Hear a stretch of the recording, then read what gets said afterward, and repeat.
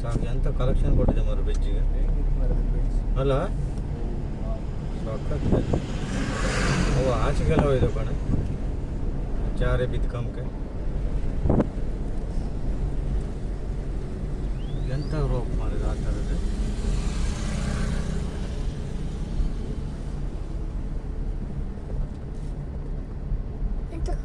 ಅಲ್ಲಿಂದಲ್ಲಿವರೆಗೆ ಅಂತಾರೆ ಅಲ್ಲಿಂದ ಪಕ್ಕ ಸಹ ಹೋಯ್ತಲ್ಲ